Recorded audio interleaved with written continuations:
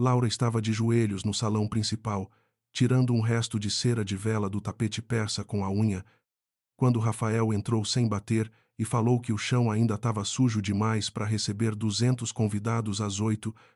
Faltam 6 horas, ele disse, olhando o relógio e não para ela. A Beatriz quer o buffet montado até às 4. E tira esse avental antes que alguém te veja assim.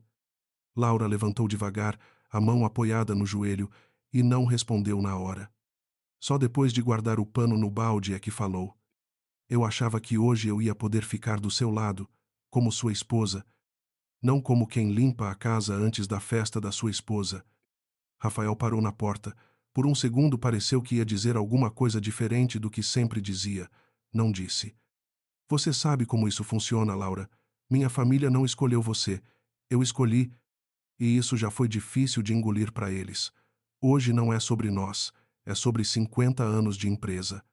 Não vou te dar motivo para minha mãe fazer cena na frente de 200 pessoas. E eu limpando o salão de joelhos não é motivo para cena nenhuma. Ninguém vai te ver aqui. É isso que eu tô tentando te explicar. Ele saiu antes que ela respondesse de novo, e o barulho da porta ficou balançando no salão vazio por mais tempo do que devia. Fazia 1 ano e 4 meses que Laura era casada com Rafael Bastos, herdeiro do Grupo Bastos, uma das maiores empresas de moda e têxtil do país, e em todo esse tempo ela nunca tinha entendido direito onde começava o carinho dele e onde começava o acordo. O pai dela tinha perdido a fazenda de café da família para um banco 3 anos atrás. Rafael apareceu numa reunião de credores, ofereceu cobrir a dívida e 3 meses depois pediu Laura em casamento. Ninguém da família dele nunca escondeu que aquilo tinha um preço embutido. A diferença é que só agora, ajoelhada limpando cera de vela num tapete que não era seu, Laura começava a sentir o tamanho real desse preço. Ela pegou o balde e foi até o fundo do salão, onde uma cômoda antiga de madeira escura estava encostada na parede, esperando para ser levada para o depósito antes da festa. Alguém tinha deixado uma gaveta entreaberta. Laura ia fechar, só por hábito, quando viu um caderno de capa de couro gasto enfiado atrás de uns guardanapos velhos. Abriu sem pensar muito. Era um livro caixa antigo, letra manuscrita apertada, datas de 1976. No alto da primeira página, um carimbo desbotado dizia Bastos e Albuquerque, tecelagem e comércio.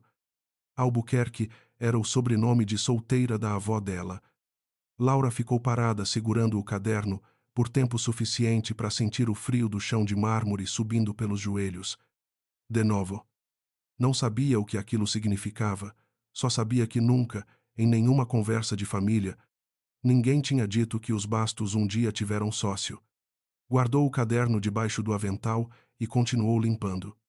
Às 2 da tarde, Beatriz desceu a escada principal já maquiada, com um vestido de festa por baixo do hobby, gritando pro segurança que as flores tinham chegado erradas e ninguém tinha me avisado que hoje era o aniversário mais importante da história dessa família. Beatriz era a irmã mais velha de Rafael. Tinha 3 anos a mais que ele, e uma paciência com o mundo que diminuía a cada aniversário que fazia. Desde que Laura chegou naquela casa, Beatriz tratava ela com uma educação gelada, do tipo que machuca mais que grito. Nunca xingava, só corrigia. A forma de segurar o talher, o jeito de cumprimentar visita, o sotaque do interior que Laura tentava esconder e nunca conseguia esconder direito. Você ainda está aqui, Beatriz falou, ao ver Laura perto da cômoda. Achei que ia se arrumar lá em cima, com o resto das mulheres normais. Rafael pediu para eu terminar aqui primeiro. Rafael pede muita coisa que a gente não devia fazer. Beatriz parou, olhou o salão, os olhos correndo pelas mesas, ainda vazias como quem confere um exército antes da batalha. Sabe o que eu acho engraçado? Você limpando esse chão. Meu avô construiu essa sala com as próprias mãos, literalmente. Ele carregou o tijolo, e agora tem uma menina de fazenda falida, esfregando ele com pano. Meu avô também construiu coisa com as próprias mãos, Laura respondeu, sem levantar a voz. Só que ninguém aqui parece lembrar disso. Beatriz sorriu, um sorriso curto que não chegou nos olhos. Que bonitinho, Termina logo isso e some da minha vista antes que os convidados cheguem. Ela subiu de volta à escada. No meio do caminho parou, olhou para o celular e alguma coisa na tela fez o ombro dela travar por um segundo, só um segundo, antes de ela guardar o aparelho no bolso e continuar subindo como se nada tivesse acontecido. Ninguém além de Laura viu aquilo, e Laura só entenderia o peso daquele segundo muito tempo depois. Otávio Serpa chegou às 3, de terno cinza escuro, pasta de couro debaixo do braço, cumprimentando cada funcionário pelo nome com uma cordialidade que soava ensaiada. Advogado da família havia mais de 20 anos, tinha ajudado a fundar metade dos contratos que sustentavam o Grupo Bastos hoje e era tratado pela mãe de Rafael quase como um segundo filho, o filho que nunca decepcionava. Ele entrou no escritório do andar térreo, fechou a porta e só então abriu a pasta. Dentro, um envelope lacrado com o timbre de um cartório antigo. Ele olhou para o envelope por um tempo comprido demais para ser só formalidade, passou o polegar na borda, como quem verifica se algo ainda está selado direito, e guardou o envelope no fundo da pasta, atrás de outros papéis, antes de qualquer um poder ver. Ainda dá tempo, ele falou baixo, sozinho na sala, ainda dá tempo de resolver isso hoje. Ninguém escutou. A casa inteira estava ocupada demais com flor errada e buffet atrasado.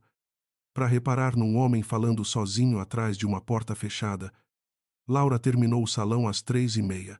Subiu para o quarto que dividia com Rafael, tomou banho rápido e ficou olhando os vestidos no closet, sem saber qual deles combinava com o papel que ela tinha naquela noite, que ainda não sabia bem qual era. Convidada. Decoração. Peça de mobília cara demais para jogar fora e barata demais para exibir. Escolheu um vestido azul escuro simples que Rafael tinha dado no aniversário de casamento e nunca a tinha visto usar. Quando desceu, ele já estava pronto, ajeitando o paletó no espelho do corredor. Você não devia ficar perto da entrada principal, ele disse, sem olhar para ela direito. Fica mais no salão de trás, perto do bar. Se a Amanda Prado chegar, eu preciso que você não fique do meu lado enquanto eu falo com o pai dela. Amanda Prado era filha de um investidor internacional que o Grupo Bastos vinha cortejando havia meses para fechar uma fusão. Rafael tinha mencionado o nome dela outras vezes, sempre com um cuidado que Laura reconhecia bem demais. Você tá com vergonha de mim? Ela falou. Não era pergunta. Eu tô tentando salvar a empresa da minha família, Laura. Se isso significa te pedir para ficar um pouco na sombra hoje, eu tô pedindo. Amanhã a gente conversa sobre o resto. Você sempre diz amanhã. Ele não respondeu, pegou as chaves do carro e desceu primeiro, deixando ela para fechar a porta. O salão, 2 horas depois, já não parecia o mesmo lugar onde Laura tinha passado a manhã de joelhos. Luz baixa, taças de cristal reluzindo em fileira, uma orquestra pequena tocando alguma coisa suave demais para chamar atenção. Convidados chegavam em ondas, nomes que Laura só conhecia de jornal de economia, todos cumprimentando Rafael com aperto de mão forte e ombro batido, e cumprimentando Laura, quando cumprimentavam, com um sorriso rápido de quem já esqueceu o nome antes de terminar de dizer. Ela ficou perto do bar, como pedido, com uma taça de espumante que não bebia, vendo Rafael conduzir Amanda Prado pelo salão com a mão leve nas costas dela, apresentando para investidores, rindo de piada que Laura não escutava. Foi um funcionário antigo da casa, seu Aurélio, que trabalhava lá desde antes de Rafael nascer, quem parou do lado dela com uma bandeja vazia. A senhora é Albuquerque, não é? Ele perguntou baixinho, quase sem mover a boca, de sobrenome de solteira. Era o sobrenome da minha avó, Laura respondeu, surpresa. Como o senhor sabe disso? Seu Aurélio olhou em volta antes de responder, como quem confere se alguém está ouvindo. Seu avô era sócio dessa casa. Antes de tudo isso aqui virar só Bastos. Ele apontou com o queixo para o salão inteiro, as paredes, o teto, os quadros de família pendurados desde a entrada. Metade disso aqui devia ter outro nome no portão. Antes que Laura pudesse perguntar mais alguma coisa, uma voz de mulher chamou o nome dele do outro lado do salão, e ele se afastou com a bandeja, deixando a frase pendurada no ar como uma porta entreaberta que ninguém tinha coragem de empurrar. Laura ficou parada um instante, o coração batendo de um jeito que não tinha nada a ver com a taça de espumante quente na mão. Pensou no caderno de couro escondido no fundo da bolsa, no carimbo desbotado, no sobrenome que ela carregava por parte de mãe e que ninguém naquela casa jamais mencionava em voz alta. Foi então que a música parou. Não de vez, só baixou, o suficiente para todo mundo virar a cabeça para a porta principal, onde dois homens de terno preto tinham acabado de entrar, carregando uma mesa pequena com uma pilha de envelopes dourados, cada um lacrado com um selo de cera vermelha. Atrás deles, uma mulher de meia-idade, óculos discretos, pasta debaixo do braço, se apresentou para o anfitrião da noite como representante do cartório responsável pelo acervo histórico da empresa, encarregada de entregar os convites de honra do Jubileu de Ouro. Convites de honra, a mulher da mesa dourada anunciou, a voz clara o bastante para atravessar o salão inteiro, reservados pelos sócios fundadores originais da tecelagem Bastos e Albuquerque, conforme cláusula testamentária registrada em cartório há 50 anos, com entrega obrigatória aos herdeiros diretos na data exata deste aniversário. Rafael olhou para o pai, confuso. O pai olhou para a mãe olhou para Beatriz, que já tinha ficado branca do outro lado do salão, o copo parado a meio caminho da boca. A mulher abriu a pasta, tirou uma folha e leu em voz alta o único nome que constava naquela lista de convidados de honra. Senhora Laura Albuquerque Bastos. O salão inteiro virou para olhar para ela. Laura ficou parada no meio do salão com um envelope dourado nas mãos, o lacre de cera ainda intacto, sentindo 200 pares de olhos em cima dela, como se todos esperassem que ela fosse desmaiar, chorar ou sair correndo. Ela não fez nenhuma das três coisas. Só olhou para o selo vermelho, depois para a mulher do cartório e perguntou, com a voz mais firme do que ela mesma esperava: "Por que meu nome está nessa lista?" A mulher ajeitou os óculos. A senhora é neta de Vicente Albuquerque, sócio fundador registrado da tecelagem Bastos e Albuquerque, conforme documento arquivado em cartório desde 1976. O convite é um dever contratual, não uma escolha da família Bastos. Nossa obrigação é entregar. Explicações mais detalhadas cabem aos advogados envolvidos. Ela olhou de relance para Otávio, que estava parado perto da mesa de bebidas com o rosto tão calmo que parecia esculpido. Só o maxilar dele, travado 1 milímetro além do normal, denunciava alguma coisa. Rafael atravessou o salão em passos rápidos, tirando o envelope quase da mão de Laura, antes de se controlar e parar no meio do gesto. Isso é algum tipo de engano, ele disse, mais para a mãe que se aproximava do que para Laura. Minha família é dona integral do Grupo Bastos há décadas. Não existe sócio nenhum. Isso deve ser papelada antiga sem validade. Papel velho com selo de cartório costuma ter mais validade do que a gente gostaria, a mulher respondeu, sem se abalar. Recomendo que a família consulte o próprio acervo antes de declarar isso engano em público. A orquestra, sem saber o que fazer, voltou a tocar baixinho e os convidados, aos poucos, fingiram voltar às próprias conversas, mas Laura sentia os olhares continuando ali, presos nela e no envelope que agora tremia de leve entre os dedos de Rafael. A mãe dele chegou por último, o rosto mantido perfeitamente liso, como só quem treina décadas para sorrir em fotografia sabe manter. Vamos terminar essa conversa em particular, ela falou, baixo, o suficiente para só a família ouvir, agora. O escritório do andar de cima ainda cheirava a charuto antigo e livro de couro, e foi ali que a família se reuniu assim que os últimos convidados foram embora, quase 1 hora depois, com Otávio sentado numa poltrona de canto, a pasta fechada no colo como um escudo. Beatriz foi a primeira a falar, de pé, o vestido de festa ainda impecável e a voz já não. Isso é obra dela. Apontou para Laura sem olhar direito nos olhos dela. Você trouxe esse papel de algum lugar? Arrumou alguma coisa com esse cartório para ficar com uma fatia da empresa depois de casar sem nem trazer 1 centavo de dote. Eu limpei esse salão hoje de manhã, Beatriz. Laura respondeu sem levantar a voz. Achei um caderno de contabilidade de 1976 dentro de uma gaveta esquecida na sua própria casa. Não fui eu que enterrei esse nome. Foi alguém dessa família. Não se atreva a falar da minha família como se conhecesse ela. Eu casei nessa família. Isso não conta? Beatriz atravessou o espaço entre as duas em 2 passos, e a mão dela subiu antes que qualquer um pudesse reagir, o tapa ecoando alto o suficiente para fazer a mãe recuar um passo e o pai largar o copo na mesa com um baque seco.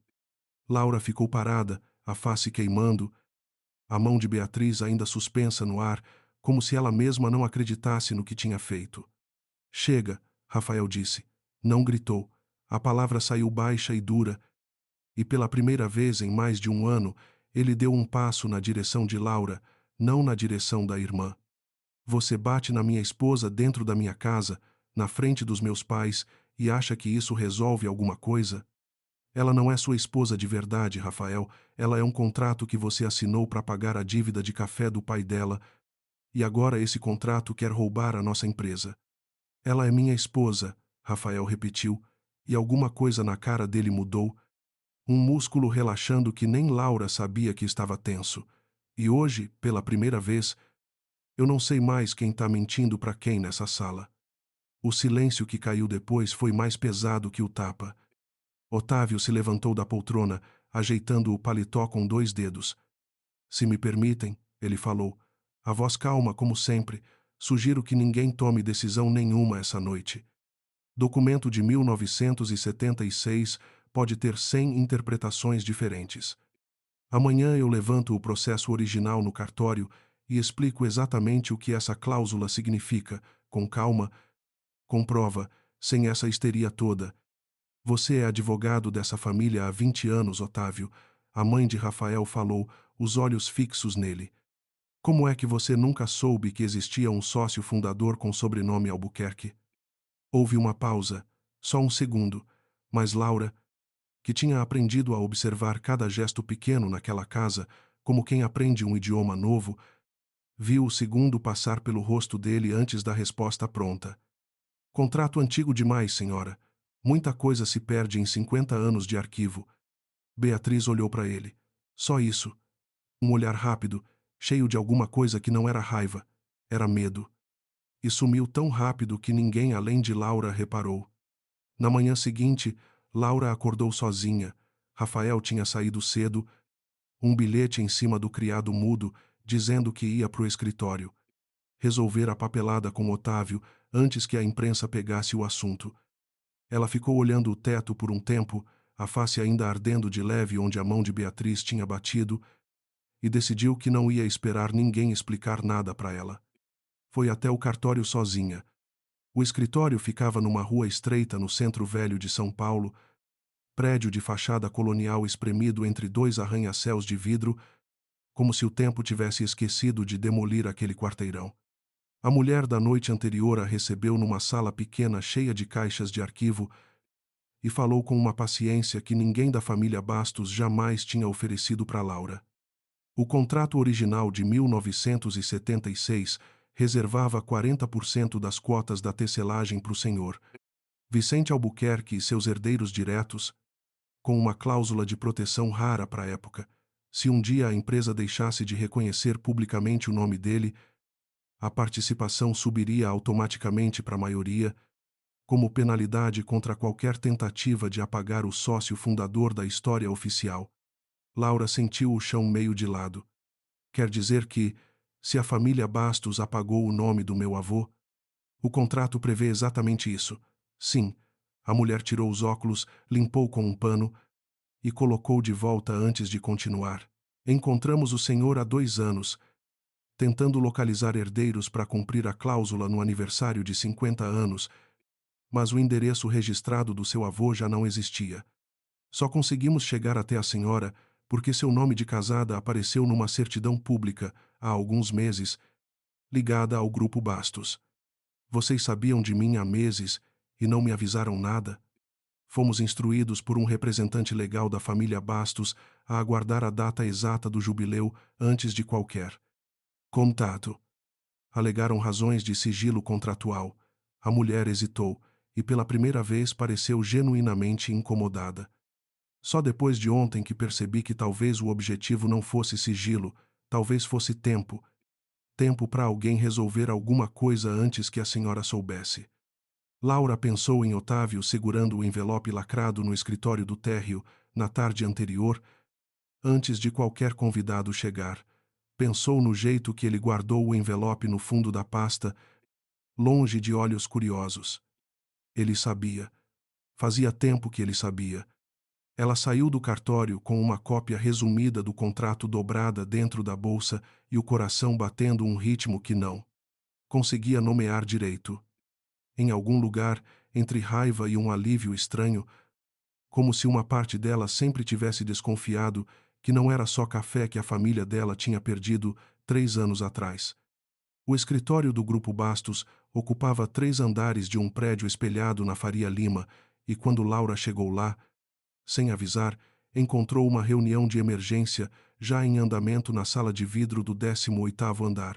Rafael, os pais dele, Beatriz, Otávio e Ricardo Prado, o investidor internacional que o grupo tentava fechar parceria havia meses, junto com a filha Amanda, os dois com cara de quem tinha lido alguma coisa nos jornais daquela manhã que não gostaram. Vocês têm processo aberto de disputa societária nascendo hoje de manhã, Ricardo Prado estava dizendo quando Laura entrou, e eu preciso saber, antes de assinar qualquer fusão, se eu vou herdar uma empresa ou uma guerra de família. É um mal-entendido sendo resolvido, a mãe de Rafael respondeu, o sorriso de sempre já rachando nas bordas. Beatriz viu Laura entrar e não conseguiu segurar a língua. Olha só quem chegou, justo a tempo de assistir o circo que ela mesma armou. Eu não armei nada, Beatriz. Laura colocou a cópia do contrato em cima da mesa de vidro, deslizando até ficar na frente de Ricardo Prado. Isso é uma cópia do contrato original de 1976, retirada hoje de manhã diretamente do cartório. Meu avô era sócio fundador dessa empresa. A família do meu marido decidiu, em algum momento nos últimos 50 anos, apagar esse nome dos registros públicos. E existe uma cláusula prevendo exatamente uma penalidade para isso. Ricardo Prado pegou o papel, os olhos correndo rápido pelas linhas, e o rosto dele foi ficando cada vez mais fechado. Isso muda completamente os termos da nossa negociação, ele disse. Eu não invisto num grupo que esconde disputa de propriedade da própria mesa de reunião. Beatriz, num impulso que pareceu mais desespero que estratégia, atravessou a sala e arrancou o papel da mão dele. Isso não vale nada sem uma perícia oficial, ela disse, a voz subindo, e enquanto essa perícia não sair, essa empresa continua 100% Bastos, do jeito que sempre foi. Devolva o documento, Beatriz, o pai falou, pela primeira vez levantando a voz naquela sala. Ela não devolveu. Rasgou ao meio, e depois ao meio de novo, jogando os pedaços em cima da mesa de vidro, como se aquilo resolvesse alguma coisa.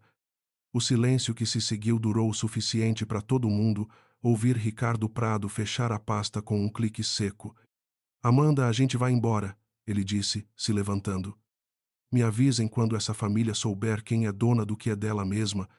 Ele saiu, a filha atrás, sem olhar para trás, e o barulho da porta de vidro batendo ficou reverberando pela sala vazia de investimento que, até 10 minutos antes, valia bilhões para o futuro da empresa.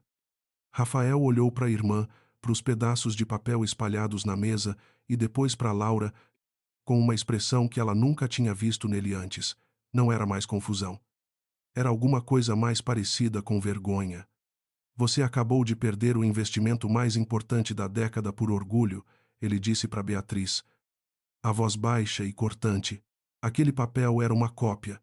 O original continua guardado no cartório. Beatriz ficou parada olhando os próprios dedos, como se só agora percebesse o que tinha acabado de fazer. À noite, sozinha num banheiro no andar de baixo da casa da família, longe de qualquer olhar, Beatriz se apoiou na pia por um bom tempo, olhando o próprio reflexo sem realmente se ver. As mãos tremiam um pouco. Ela abriu a torneira, jogou água no rosto e ficou ali parada até a maquiagem escorrer pelas bordas dos olhos, sem chorar de verdade, só deixando a água fazer o trabalho que ela mesma não se permitia fazer. Ninguém viu aquilo, nem Laura, nem Rafael, nem os pais. Só a própria Beatriz, e o telefone que vibrou no bolso do Robbie, uma mensagem que ela leu, apagou e nunca respondeu.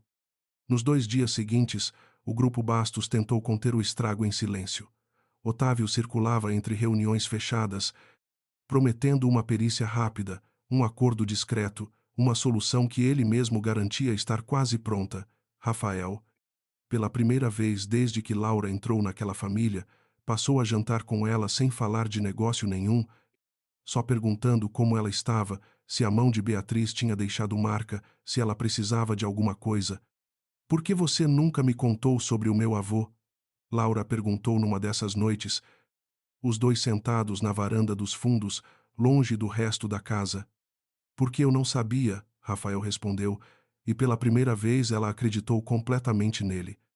Cresci ouvindo que meu bisavô construiu tudo sozinho. Nunca ninguém mencionou sócio nenhum. Se minha família escondeu isso de mim também, eu preciso entender por quê. E o Otávio é a única pessoa que tem essa resposta. Você confia nele. Confiava. Ele girou o copo na mão, olhando o líquido em vez de olhar para ela. Até ontem eu teria dito que confiava mais nele do que no meu próprio pai. Agora eu não sei em quem confiar dentro dessa casa. Foi na tarde seguinte, no escritório do 18º andar, que Otávio reuniu a família de novo, dessa vez sem Ricardo Prado, sem Amanda, só os Bastos e Laura, para apresentar o resultado da tal perícia que prometera.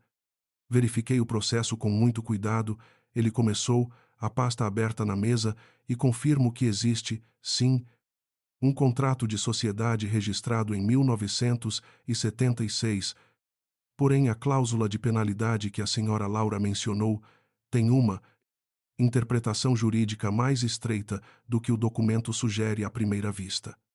Vou precisar de mais tempo para... Não precisa. A mulher do cartório interrompeu, entrando na sala sem ser anunciada, seguida por um assistente carregando uma caixa de arquivo lacrada. Nós já fizemos a análise completa. O documento é inequívoco. A partir de hoje, data exata do jubileu de 50 anos, a participação de Vicente Albuquerque e seus herdeiros diretos sobe automaticamente para 51% das cotas totais do Grupo Bastos, conforme cláusula original, nunca revogada, nunca alterada de forma válida. A sala ficou tão quieta que Laura conseguiu escutar o próprio coração. Isso é impossível. A mãe de Rafael sussurrou. É juridicamente sólido, a mulher respondeu, sem se abalar. A senhora Laura Albuquerque Bastos é, a partir deste momento, a acionista majoritária do Grupo Bastos. Otávio ficou parado, os dedos apertando a borda da mesa de vidro com uma força que deixou os nós dos dedos brancos, e por um instante, só um instante, ele não conseguiu manter o rosto liso de sempre. Isso não é bem assim, ele começou a dizer, abrindo a pasta de novo, tirando outro envelope de dentro, um que Laura nunca tinha visto antes. Existe um segundo documento que precisa ser considerado antes de qualquer.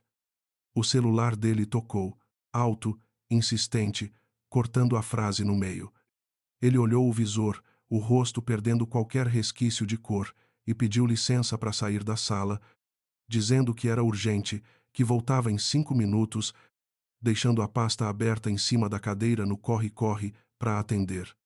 Laura, sentada mais perto da cadeira dele do que qualquer outra pessoa na sala, olhou de relance para o que tinha ficado exposto dentro da pasta aberta, uma fotografia antiga, dobrada ao meio, e embaixo dela um papel timbrado do Grupo Bastos, com uma data que ela reconheceu na hora, porque era a mesma data em que o banco tinha ligado para avisar que a fazenda de café da família dela ia a leilão. A assinatura no rodapé do papel era do próprio pai dela. Laura acordou com o celular vibrando sem parar em cima do criado mudo, tela cheia de notificações de notícia que ela não tinha pedido para receber. O título do primeiro alerta já dizia tudo o que precisava dizer. Grupo Bastos aciona a justiça contra a herdeira e pai da herdeira por suspeita de fraude em documento histórico. Ela se sentou na cama tão rápido que a cabeça girou. Rafael já não estava do lado dela. Encontrou ele parado na janela do quarto, olhando para o portão da frente da propriedade, onde 3 carros de reportagem já tinham estacionado, câmeras montadas, um repórter ajeitando o microfone antes de gravar. Otávio protocolou isso de madrugada, Rafael disse, sem se virar, contra o seu pai. Alegando que o contrato de 1976 foi forjado, recentemente, para fabricar um direito de herança que nunca existiu. Meu pai nem sabe ler contrato antigo direito, Rafael. Ele mal sabia que o avô dele tinha sido sócio de alguma coisa. Eu sei. Ele finalmente se virou. Tinha a olheira funda, a barba por fazer, a gravata do dia anterior ainda pendurada no pescoço, esquecida.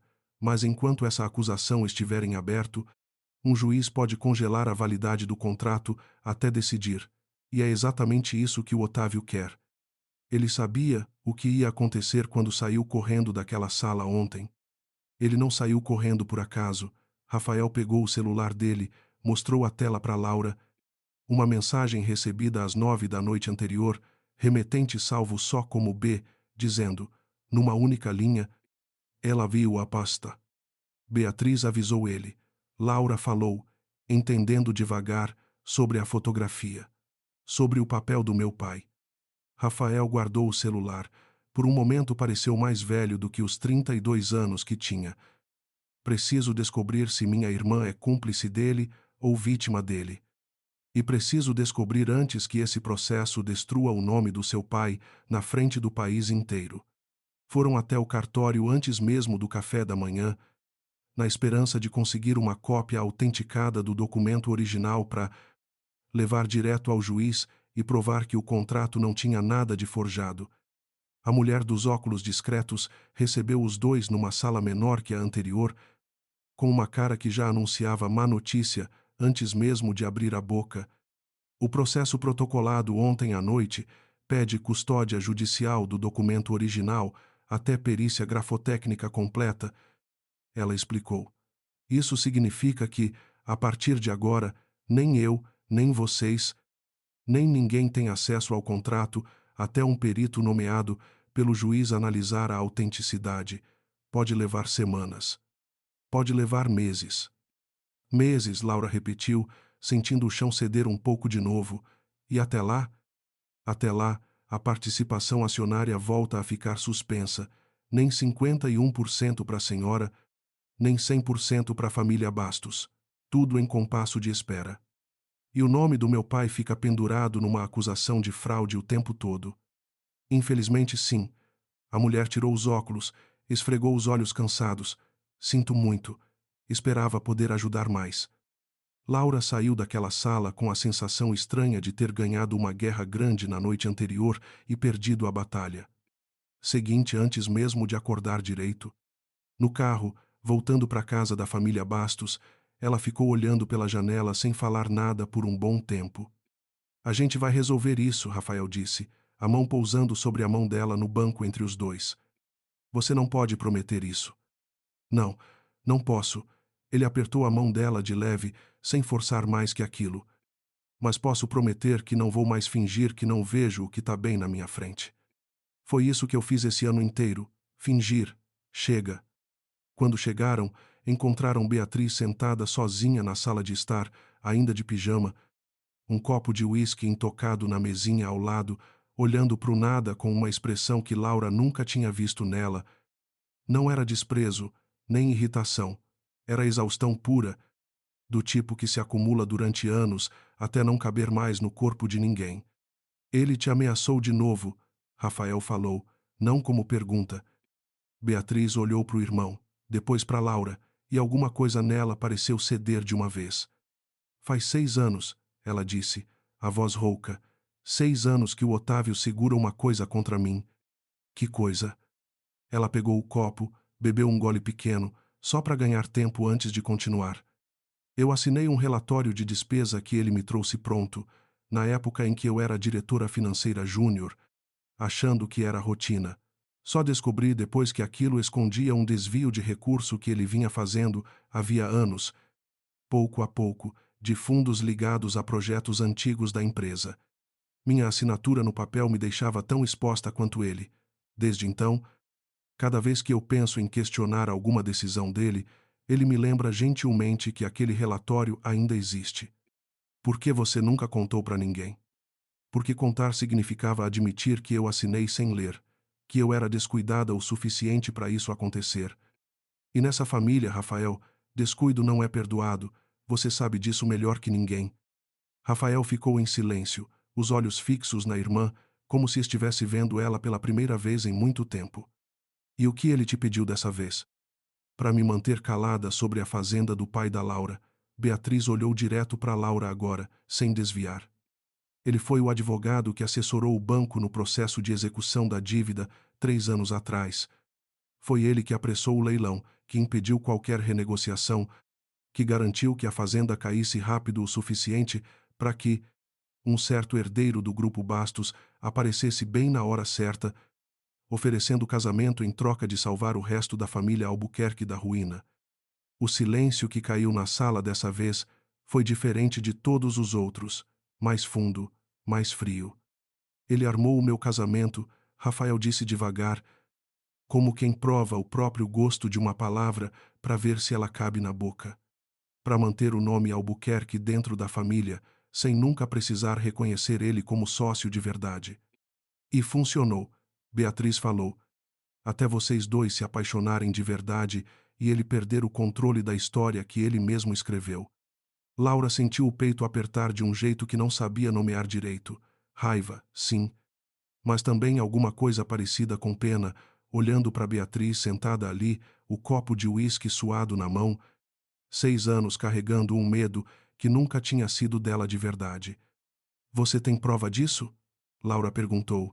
Do relatório, do leilão, do casamento armado. Beatriz olhou para o celular em cima da mesa por um instante longo, como quem decide algo que já devia ter decidido há anos. Tenho um áudio, ela disse por fim. Gravei sem querer, numa reunião há 2 meses, quando ele me ligou para avisar que o cartório tinha localizado uma neta do Vicente, Albuquerque, e que precisávamos decidir rápido se avisávamos vocês ou empurrávamos a data. Ele fala sobre o leilão da fazenda nesse áudio, sobre o casamento, sobre tudo. E por que você nunca usou isso? Porque usar significava também expor a mim mesma. Ela finalmente encarou Laura direito, os olhos vermelhos, cansados. Eu não sou boa pessoa, Laura. Fui cruel com você esse ano inteiro, porque era mais fácil odiar você do que odiar o homem que me mantinha refém há 6 anos. Mas eu não vou deixar meu irmão casado com uma mentira que eu ajudei a proteger. Chega. O escritório do 18º andar, à tarde, recebeu a família de novo, e dessa vez foi Beatriz quem chamou Otávio para uma reunião, alegando precisar discutir estratégia legal antes da próxima audiência. Ele chegou de terno impecável, como sempre, a pasta debaixo do braço, sem desconfiar de nada, até ver Laura e Rafael já sentados na mesa, esperando.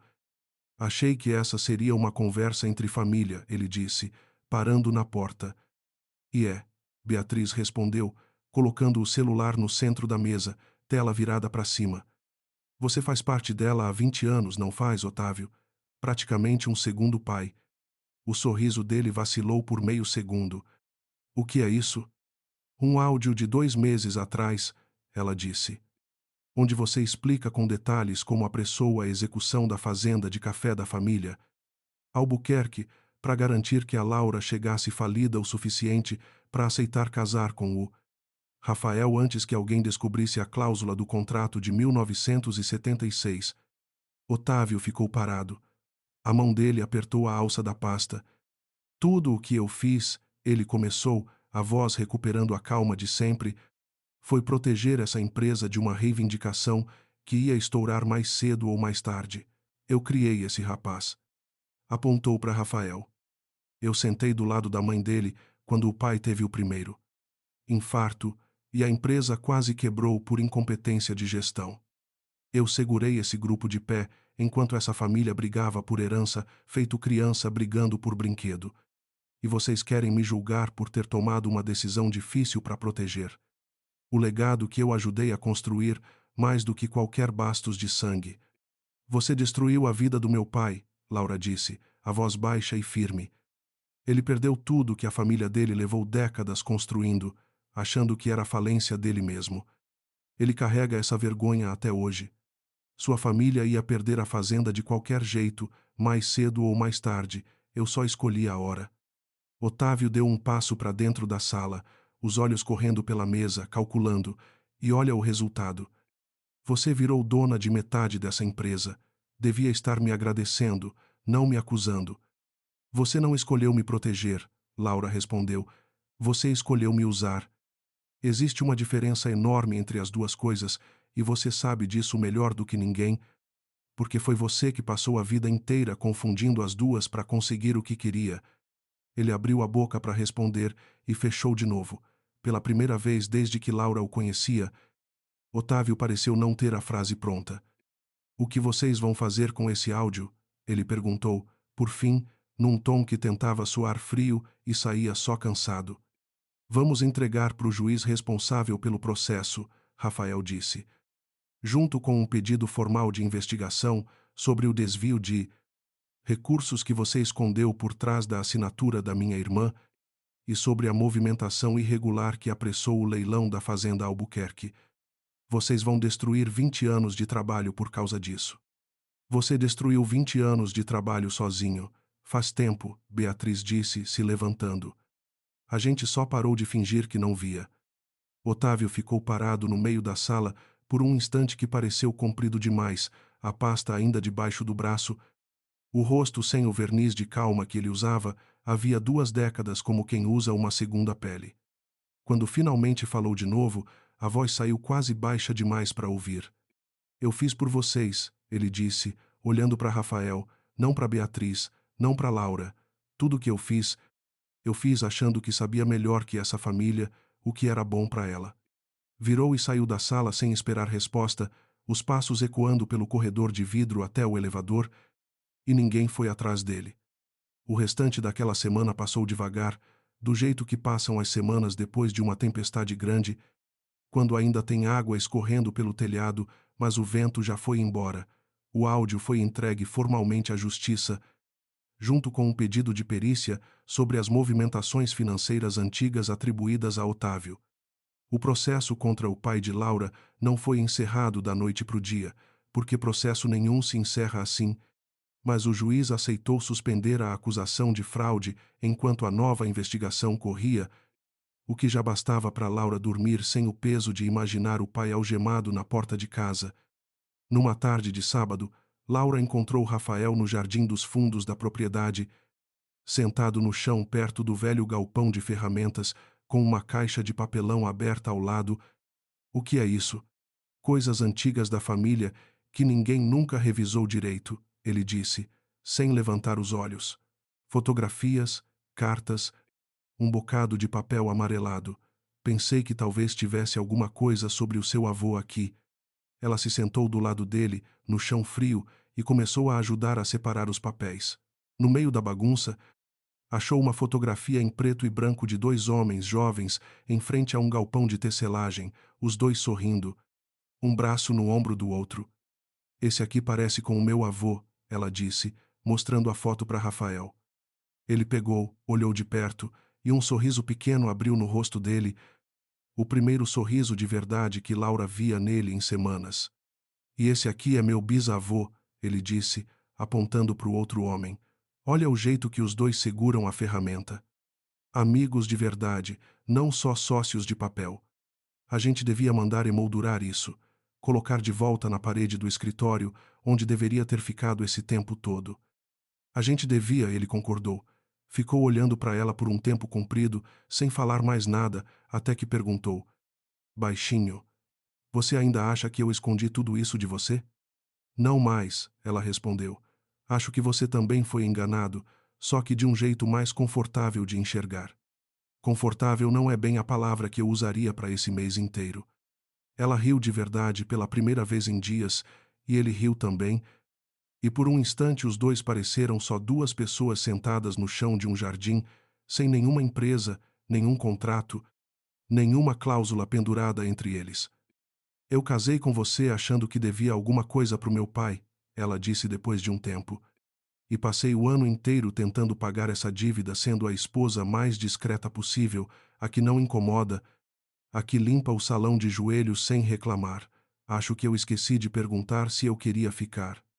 E quer? Rafael perguntou, a voz mais baixa do que o normal. Ainda tô descobrindo, ela respondeu, honesta, mas hoje, sentada aqui com você, olhando essa foto, é a primeira vez que eu penso nessa casa como minha, e não só como a casa da sua família que eu limpo antes das festas. Ele estendeu a mão, não para pegar a dela, só para deixar aberta entre os dois, esperando. Laura pegou. A audiência final que devolveu formalmente a validade do contrato original aconteceu 6 semanas depois, numa sala de fórum sem nenhum glamour, sem imprensa, sem envelope dourado nenhum. O perito confirmou a autenticidade do documento de 1976 sem sombra de dúvida. O processo contra o pai de Laura foi arquivado por falta de qualquer indício de fraude, e Otávio, já afastado da empresa havia semanas, respondia agora a um inquérito próprio sobre o desvio de recursos, com uma investigação que ia levar meses para terminar, sem pressa nenhuma de virar espetáculo. Beatriz não foi à audiência. Tinha pedido um afastamento temporário da diretoria financeira, dizendo que precisava de tempo para resolver, nas próprias palavras, umas contas antigas que ela vinha adiando fazer consigo mesma havia anos demais. Rafael respeitou. Laura, para surpresa da própria Beatriz, mandou uma mensagem simples no dia seguinte, perguntando se ela queria almoçar, só as duas, sem nenhuma pauta de empresa no meio. O salão principal da casa, meses depois, recebeu outra festa, essa bem menor, só família e alguns amigos próximos, para comemorar a reinauguração oficial do nome completo da empresa, Grupo Bastos e Albuquerque, com uma placa nova na entrada principal e a fotografia dos 2 sócios fundadores, emoldurada, pendurada bem no centro da parede, onde antes só existiam retratos de um lado da história. Laura estava no meio do salão, dessa vez de vestido, dessa vez recebendo os convidados ao lado de Rafael, quando ele se aproximou por trás e apoiou a mão nas costas dela, do jeito leve que antes ele só usava com outras pessoas. Lembra da primeira vez que você ficou aqui, nesse salão? Ele perguntou, baixinho, perto do ouvido dela. De joelhos, tirando cera de vela do tapete, ela respondeu, sorrindo. Da próxima vez que precisar limpar alguma coisa nessa casa, ele disse, eu ajudo. Ela virou para olhar para ele, o salão inteiro em volta cheio de luz e conversa baixa, e pela primeira vez desde que tinha entrado naquela família, Laura sentiu que o lugar onde estava parada era, finalmente, seu de verdade. A porta de vidro se fechou atrás dela, com aquele barulho macio de amortecedor, e Camila já estava de pé no meio da calçada, antes de Isadora dar o terceiro passo para fora. Não perguntou nada. Só olhou para o rosto da amiga e entendeu que qualquer pergunta ali seria uma crueldade pequena. Isadora parou embaixo do toldo do cartório, a bolsa apertada contra o corpo com as 2 mãos, e por um instante ficou só olhando o movimento da rua, os carros passando, um entregador de moto buzinando para alguém que não saía da frente, o mundo inteiro seguindo como se nada tivesse mudado dentro daquele prédio. Fala, Camila pediu baixo. Fala logo antes que eu enlouqueça. Estava um nome no protocolo, do lado do meu pai. É? Marta? Camila levou 2 segundos para processar. Marta Salles? Isadora balançou a cabeça, devagar, e só então soltou o ar preso no peito, um ar que ela parecia estar segurando desde que o supervisor virou a tela. Ela estava na sala, Camila, 30 anos atrás. No dia em que o avô do Henrique reconheceu o meu pai como filho dele, a Marta assinou como testemunha. Ela sabia. Esse tempo todo, cada jantar, cada festa da fundação, cada vez que ela me olhou de cima, como se eu fosse uma intrusa que casou com o filho dela por dinheiro. Ela sabia exatamente quem eu era. Camila puxou ela pelo braço para longe da porta, para o canto da calçada, onde ninguém que entrasse ou saísse do cartório fosse ouvir, e falou baixo, rápido, o cérebro de advogada já rodando 3 passos à frente do coração. Escuta, isso muda tudo, E não muda nada, você entende? Muda tudo, porque a gente agora sabe que não é acaso, não é erro de cadastro, é uma mulher que passou 3 décadas segurando uma tampa em cima de uma coisa. E não muda nada porque a gente ainda não tem prova nenhuma na mão que aguente uma audiência. Um nome numa tela de cartório não devolve nada para você. Eu não quero que devolvam nada. Isadora, para com isso. É verdade. Eu não casei com o Henrique pela fundação, eu não fiquei 12 anos naquela casa pela herança dele, e não vou começar agora a correr atrás de dinheiro de gente que me tratou como empregada de luxo. Camila segurou os 2 ombros dela, firme, e olhou nos olhos dela do jeito que só quem já viu a amiga se enganar antes consegue olhar. Então não faz isso pelo dinheiro. Faz pelo seu pai. Um homem morreu aos 30 e poucos anos sem nunca ter recebido o que era dele, deixando uma filha de 5 anos, e a mulher que travou tudo isso tá viva, mora numa cobertura e dorme tranquila em cima de uma caixa de segredos há 30 anos. Isso não é sobre reais e centavos. Isso é sobre uma conta que nunca foi paga. Isadora não respondeu na hora. Ficou olhando para o chão, para a fresta entre 2 placas de calçada, onde crescia um tufo teimoso de mato, e quando levantou os olhos de novo, tinha alguma coisa diferente neles, uma coisa que Camila não via desde o começo do casamento, antes de 12 anos de casa dos Salles apagarem devagar. Me leva num lugar, Isadora disse. No cartório de novo? Não, me leva na casa dela. Camila ficou parada. Isadora, não, assim não. A gente monta o caso primeiro, a gente reúne o que tem, a gente entra por baixo, com calma, do jeito certo e... 12 anos, Camila. 12 anos eu entrei em toda a sala daquela família de cabeça baixa, pedindo licença para existir. Se eu descobrir que talvez eu tenha mais direito de estar naquela cobertura do que o próprio Henrique, eu não vou entrar lá com pedido de licença. Eu vou entrar pela porta da frente e vou olhar aquela mulher no olho. Camila abriu a boca para discutir, fechou de novo e no fim só balançou a cabeça, porque conhecia aquele tom e sabia que discutir com ele era gastar saliva com uma parede. Eu vou junto, ela disse, até a porta, depois é você. Isadora concordou com a cabeça, e por um segundo as duas ficaram ali, na calçada, olhando o prédio do cartório atrás delas, aquele prédio cinza e sem graça que tinha acabado de virar o lugar onde a vida de Isadora se partiu em antes e depois, pela segunda vez em 3 meses. Sabe o que é mais estranho? Isadora disse. A primeira vez que eu entrei ali foi para assinar o fim do meu casamento. E foi lá dentro, no mesmo balcão, que eu descobri que talvez eu tenha uma família que ninguém nunca me deixou conhecer. O mesmo lugar me tirou um sobrenome e me devolveu outro, tudo em 3 meses. Então a gente vai lá buscar esse outro, Camila disse, e segurou o braço da amiga por um instante antes de soltar. As duas atravessaram a rua em direção ao carro, e nenhuma das duas reparou no homem parado do outro lado, encostado num poste com o celular no ouvido, que baixou o aparelho devagar assim que viu para que direção elas iam, e ficou olhando o carro de Camila se afastar antes de discar de novo, o número que ele conhecia de cor havia 30 anos. Do outro lado da cidade, no 20º andar do prédio da holding, Henrique estava com o telefone grudado na orelha e o outro punho fechado em cima da mesa de vidro, ouvindo do representante do grupo Ferraz uma frase que ele não conseguia encaixar em lugar nenhum da própria cabeça. Como assim tem uma pendência no registro? Henrique falou, a voz subindo. Que pendência? Eu assinei essa venda ontem. Vocês revisaram cada vírgula. A gente revisou o que estava na mesa, Sr. Salles, respondeu a voz do outro lado, calma. Cada palavra medida, como quem já tinha passado por muita coisa parecida. Só que na verificação de rotina do cartório de registro apareceu uma anotação antiga, vinculada ao patrimônio da fundação. Um selo de restrição. Enquanto isso não for esclarecido, meu grupo não conclui nada.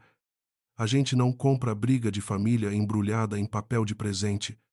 Henrique ficou de pé num movimento só, a cadeira rolando para trás e batendo na parede de vidro atrás dele.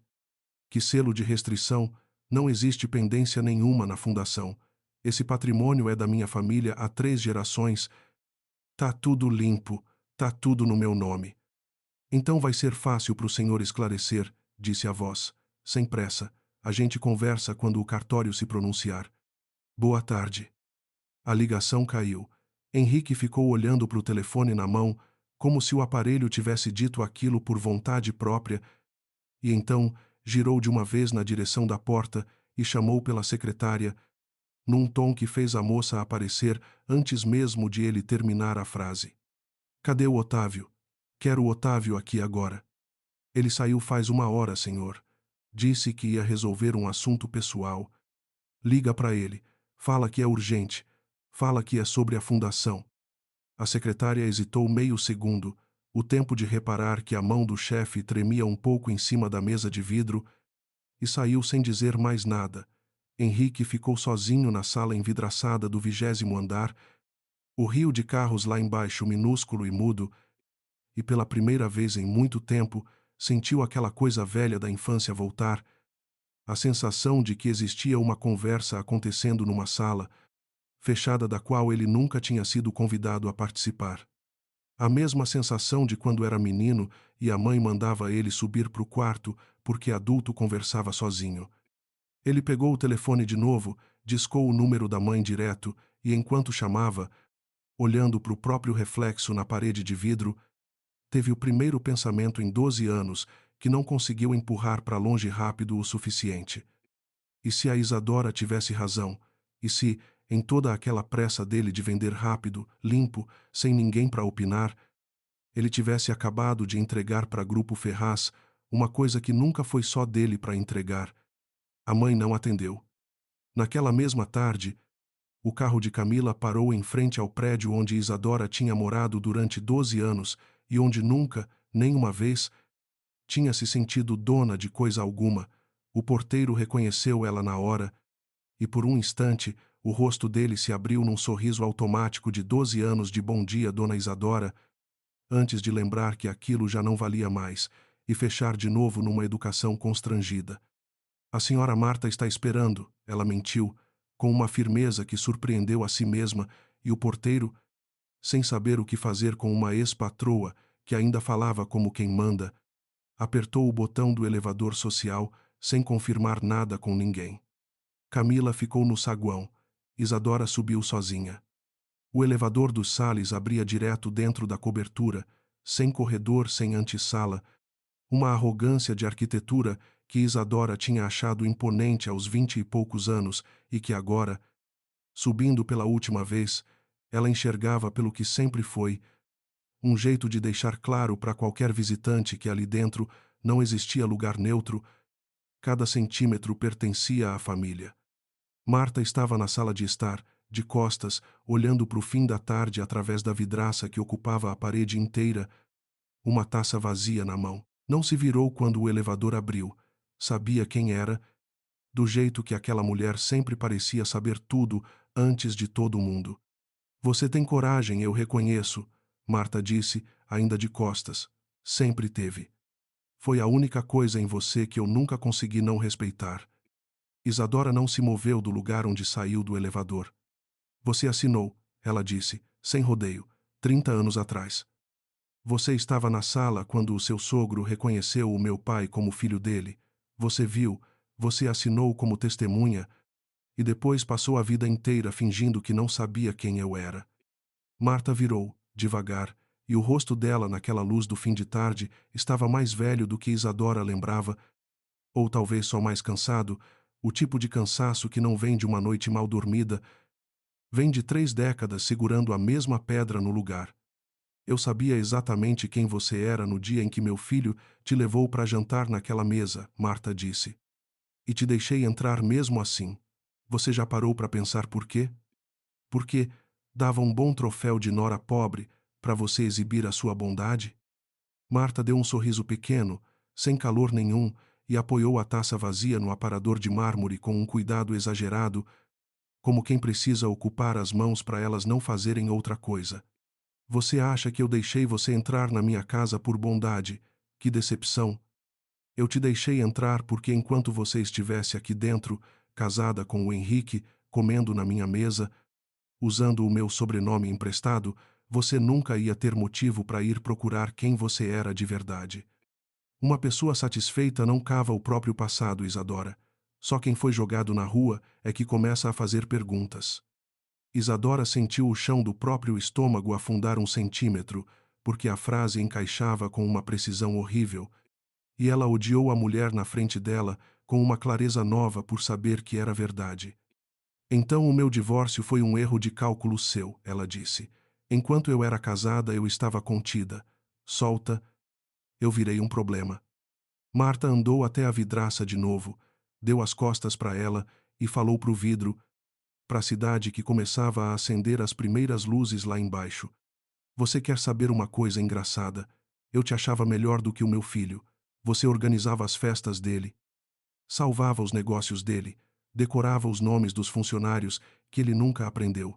Eu olhava para você e pensava, essa menina tem mais Sales dentro dela do que o herdeiro legítimo, e eu não sabia se ria ou se tinha pena, porque só eu nessa família sabia por que era assim. Porque é assim de sangue, Isadora disse. Você sabia o tempo todo. De sangue, a gente não escapa nunca, Marta respondeu, e a voz dela por 1 segundo perdeu a firmeza, como uma mesa que perde uma perna e ainda tenta se equilibrar nas outras 3. Eu passei 30 anos tentando provar que sangue não importa, que o que importa é quem constrói, quem segura, quem protege. E aí você aparece de novo, com a cara do seu pai, na minha sala, e me lembra que eu perdi essa discussão antes mesmo de você nascer. Isadora não esperava aquilo, esperava desprezo, ameaça, uma proposta gorda para ela sumir. Não esperava uma mulher velha falando com uma vidraça como quem fala com um morto, e por um instante que ela ia demorar para se perdoar por ter sentido, quase teve pena. Marta não confirmou nem negou, só olhou para ela por um longo momento, e quando falou de novo a voz tinha baixado um tom, perdido a lâmina de cima. Meu filho é burro de um jeito que dói, ela disse. Sempre foi apressado.